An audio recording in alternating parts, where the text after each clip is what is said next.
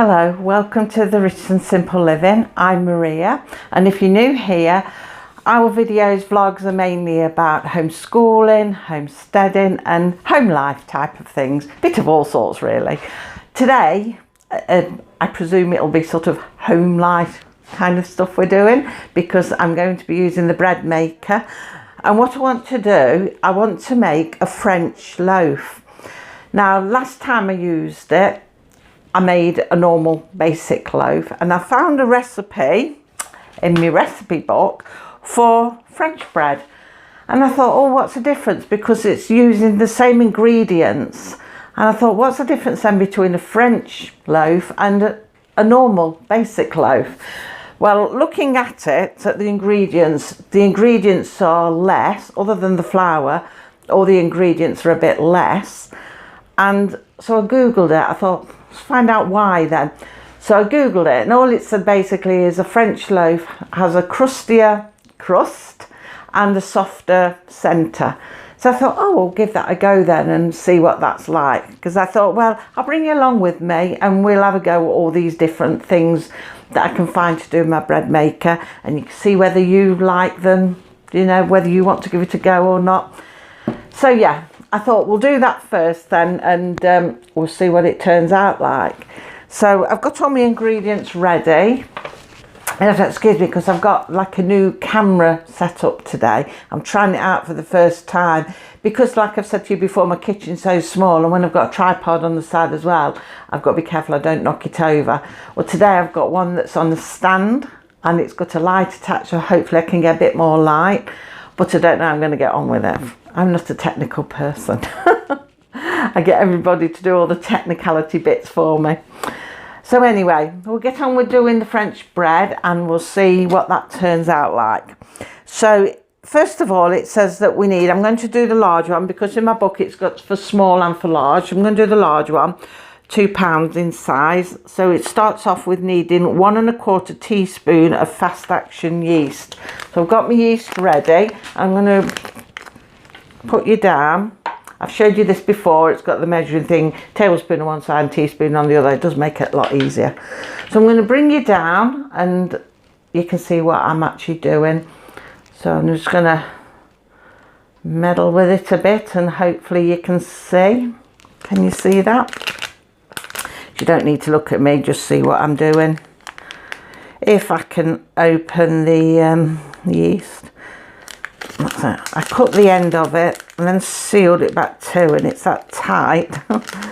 It's getting out. So what did I say I needed? 1 1/4, didn't I? So can you see that? I'm trying to do it so you can see without me not being able to see. So that's 1. It always reminds me of little tiny seeds. So I'm going to try and measure 1/4 now. That's a bit of a guess really.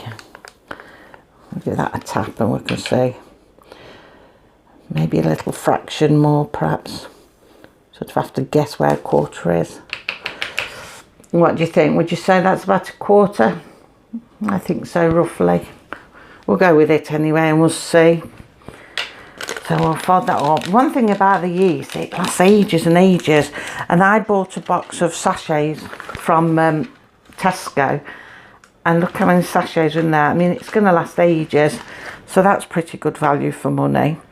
But I was reading, I Googled to see which is cheaper. I know it's healthier to make your own bread, but I was Googling to see which is actually cheaper. Whether it's cheaper to buy your bread or whether to make it. And it seems that it's cheaper to make your own bread. So I'm thinking I ought to get in the habit of doing this every day. So anyway, we've put in the fast action yeast. Now we want some strong white bread flour, and that's 4 cups. So we'll swap over so you can see. Using the cup that they gave me with the machine. It's always such a messy job. I always get in a mess with things, always. I think that should be 1.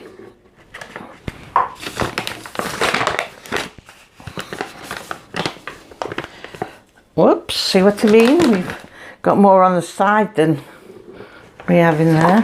Better not do it so fast.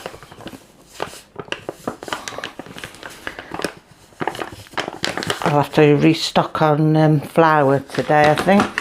Tomorrow even, when I go shopping. One more, and that should be the 4.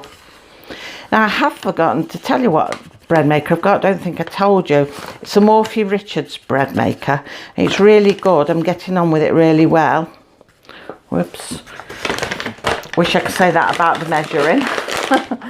A mess of everywhere, but never mind. Cleans up, doesn't it?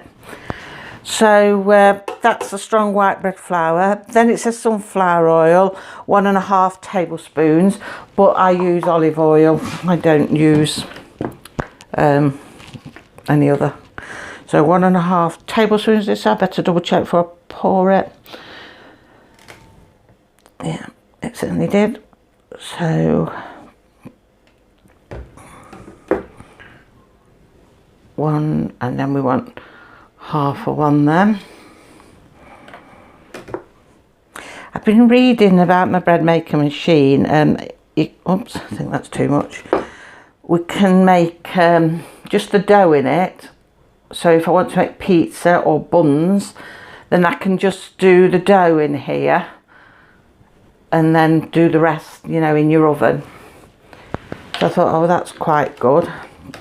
Okay, make sure I put the lid back on that, because know me, I'll knock it and it'll be everywhere. So we've got the oil. Now it does say 1.25 teaspoon of salt. But I've decided I'm not going to put the salt in this time, because last time I made bread with salt in, I thought I could taste salt. I put the right amount in, but I'm not used to eating salt. I don't eat salt, so that might be why. And you get enough salt in other things that you buy and eat anyway. So I thought, if I'm making it myself, I'll avoid salt. So this time I'm going to leave the salt out and I'll see what happens. So we'll go on to the next ingredient. Can you see? Right, is the sugar. So we've got 1.25 tablespoons of sugar. Now, I am going to use the sugar simply because of the yeast. 1.25, a lot of that's stuck anyway to it because I've had oil in it. Should have put the sugar first, perhaps. Never mind. Put that in there. And then we've got, it's a skim milk powder, 2.5 tablespoons, and then 1.25 cup of water, which is 300 ml altogether. But what I'm going to do, because I don't have milk powder, I'm going to substitute the water for milk. So therefore I only need the 1.25 cup of milk. So I use skim milk anyway. We all have different milk in our house, but I have the skim, so that's quite useful. I haven't got to go and buy one specially. So we'll put the 1 in.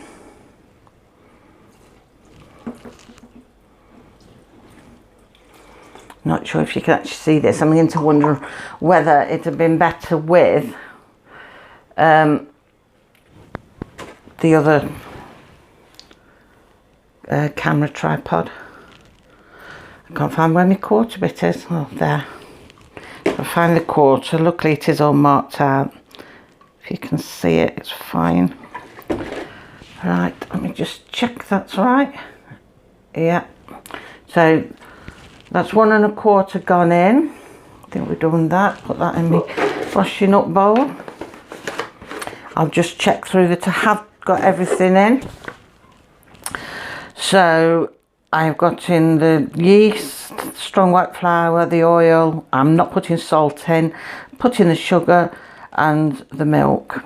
So that one's that. So now, do you know, I've only used it once, well, twice I've used it, sorry, and I'm forgetting how to use it. See if I can bring you a bit closer to see. Really, I should set lots of different things up, tripods and all sorts, so you can have shots here and shots from that angle, but I'm me. We are who we are, and we'll get what we get with me. Like I say, I'm not technical. So we've got French bread is number 2, so it helps if I switch that on. On top, I don't know whether, see if I can take you off and I'll show. Right, there we are, I can show you on top now. So you can see there, that is the crust setting. Well, that's a normal crust setting too, and that's the one I want to leave it on. I do want to leave it on a large loaf, but because I'm doing a French one, I'm going to need the number 2 there. So I think I press this button. We'll press it and we'll see what happens, eh? Oh. No, that's not working. Should we press? And you don't press that, it might switch it on. Medium, large. Oh, I've gone to number 3 now. Let's go back. We want number 2. I tell you, I'm not technical at all. It's a barrel of laughs with me. Right, so we're back on 1. Right, large loaf, number 2, medium crust, and that'll take 3 hours and 50 minutes. So we shall switch it on. I have to hold it, I think. It's doing something. And there's a little mirror there, but I don't think you're seeing. You're just going to see the reflection. So we'll see what that does. I think next time I'll probably use my other tripod, because I'm sure you could see better with the other one that's on the countertop. It's just the fact that because there's not much room, I thought if I could use this big one, it might be better. It might give me a bit more space, but I'm not so sure. We'll see. When I play it back, I'll see. But yeah, that's that I do now. We've got French loaf doing. We'll come back to that in the 3 hours and 50 minutes and we'll have a look what that comes out like. So I'll see you in a little while. So the bread's just beat, it's done. We'll take a look at it, see how it's come out. Right, open the lid, it's really warm. That's what it looks like. We'll lift it out, get a towel to lift it.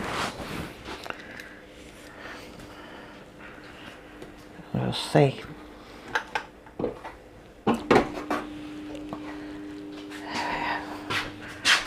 it on there. And then we'll take it out of the pan, see what it looks like. So that's how the bread's turned out. Nice crusty top. That looks okay, quite impressed with that. So yeah, quite impressed with that. I'm not going to cut it yet because it's red hot, it's just come out, but I'll let you know next time how it turned out. But it certainly looks alright. Like it said, the French bread is meant to be crusty on top and soft in the middle, but it certainly looks crusty anyway, so hopefully the middle's okay. But I'll see you now perhaps end of the week. I might pop back at the end of the week and just have a quick chat about what's going on outside and how hot it is shaping up and how far we've got so far. Just a bit of a progress report. So until then, take care. Bye.